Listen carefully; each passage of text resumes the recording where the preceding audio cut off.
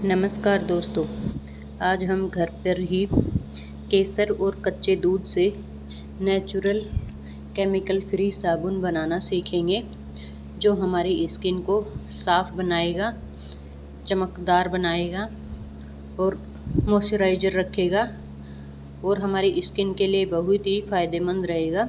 तो आज हम मार्केट से लाते हैं तो उनमें केमिकल आते हैं, तो आज हम होममेड साबुन घर पे ही बनाएंगे। बहुत ही सरल है इसे बनाना, तो हम घर पर ही बनाएंगे और केमिकल फ्री बनाएंगे नेचुरल तरीके से। आप इस साबुन को रोज़ाना भी इस्तेमाल कर सकते हैं, इसमें कोई भी साइड इफ़ेक्ट नहीं है। हम रोज़ाना भी इस्तेमाल कर सकते हैं, नहाते वक्त भी कर सकते हैं, सुबह उठकर फेस वॉश की जगह भी हम इसे यूज कर सकते हैं। तो चलिए अब शुरू करते हैं इसे बनाना। सबसे पहले हम एक कटोरी लेंगे, उसमें डालेंगे कच्चा दूध। ध्यान रहे दोस्तों, आपको कच्चा दूध ही लेना है, उबला हुआ दूध नहीं लेना है। तो सबसे पहले हम कच्चा दूध लेंगे।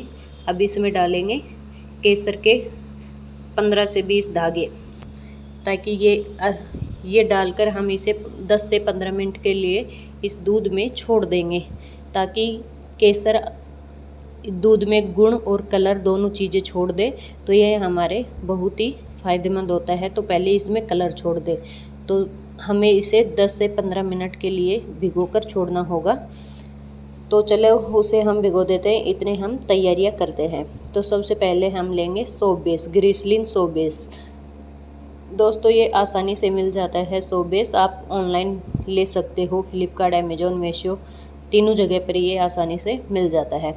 अब सोप बेस के हम छोटे छोटे टुकड़े करेंगे, इसे छोटे छोटे टुकड़े करके, ताकि ये मेल्ट होने में जल्दी हो जाए। तो हम इसके छोटे छोटे टुकड़े करेंगे, मेल्ट होने में टाइम नहीं लेगा ये।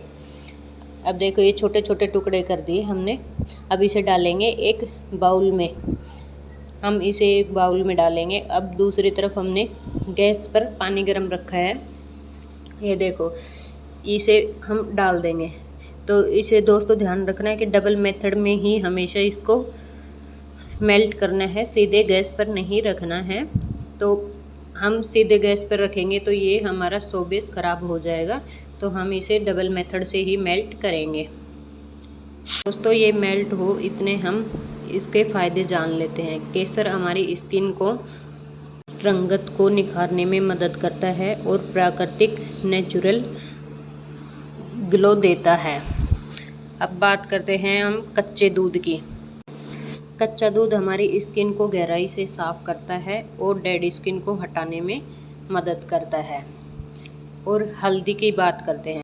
हल्दी में एंटीबैक्टीरियल गुण होते हैं, जो पिंपल और मुहासे को कम करने में मदद करते हैं। तो और अब बात करते हैं हम गुलाब जल की। गुलाब जल हमारी स्किन को ठंडक देता है और ताजगी महसूस करवाता है। दोस्तों मैं एक एक चीज़ का फ़ायदा बता रही हूँ आपको, तो आप ज़रा ध्यान से सुनना कि ये हमारी चीज़ें क्या क्या वो देती है हमें। दोस्तों ये साबुन हमारी स्किन को मुलायम, स्मूथ और चमकदार बनाता है। और दोस्तों ये साबुन हमारी स्किन को टैनिंग को कम करता है। जो दोस्तों हम बार बार धूप में निकलते हैं, तो ये धूप की वजह से हमारे टैनिंग हो जाती है, उस टैनिंग को कम करने में मदद करता है हमारी।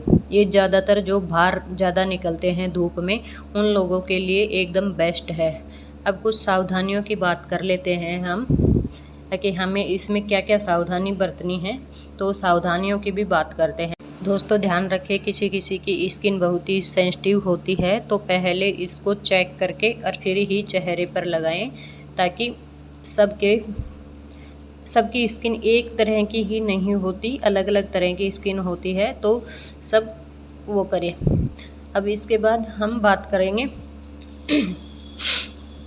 हल्दी की मात्रा भी दोस्तों हमें कम रखनी है, नहीं तो हमारी त्वचा मतलब हमारा शरीर पूरा पीला पीला दिखेगा। तो इसलिए हमें हल्दी की भी मात्रा बहुत ही कम रखनी है। और रही बात दोस्तों कच्चे दूध की, अब इस साबुन को हम सालों तक स्टोर करके नहीं रखना है, हमें कुछ दिनों के लिए ही रखना है। जैसे घर में 1 या 2 बना लिया और उसके बाद में हमने फिर से बना लिए। इसको बनाने में दोस्तों 5 से 10 मिनट लगती है, ज़्यादा टाइम नहीं लगता इसमें। ज़्यादा स्टोर करके रखते हैं तो इसमें कच्चा दूध का इस्तेमाल हुआ है, तो वो कच्चा दूध ख़राब होने की संभावना होती है। और हो सके जितने दोस्तों आप इसमें फ्रिज में स्टोर करके रखना, ताकि इसमें जो कच्चा दूध इस्तेमाल हुआ है वो ख़राब नहीं हो, वो ऐसा का ऐसा ही रहे। तो हम इसे फ्रिज में भी स्टोर कर ज़्यादा दिन तक रख सकते हैं हम फ्रिज में स्टोर करके। और वैसे हम 1 से 2 बनाएंगे तो हमारा वो हो जाएगा। देखो दोस्तों, ये धीरे धीरे मेल्ट हो रहा है हमारा सोप बेस। अब इसे हम अच्छे से दोस्तों ये मेल्ट हो गया है। देखो पूरी तरह से मेल्ट हो गया है ये। अब हम इसे गैस को बिल्कुल बंद कर देंगे। हम अब इसमें ही डाल देंगे, गरम में ही गैस को बंद कर देंगे, ताकि ये वो गर्म पानी है उसी में ही हो जाएगा। ये जो दूध था ये हमने इसमें डाल दिया है। ये देखो दोस्तों, दूध और केसर हमने इसमें ही डाल के इसे मिला दिया है। सॉरी दोस्तों, मेरे जुकाम लग रही है, इस वजह से रेगुलर वॉइस ओवर नहीं कर पा रही मैं, थोड़ी सी परेशानी हो रही है मेरे को। तो ऐसे हम धीरे धीरे करके इसे मेल्ट कर लेंगे दोस्तों।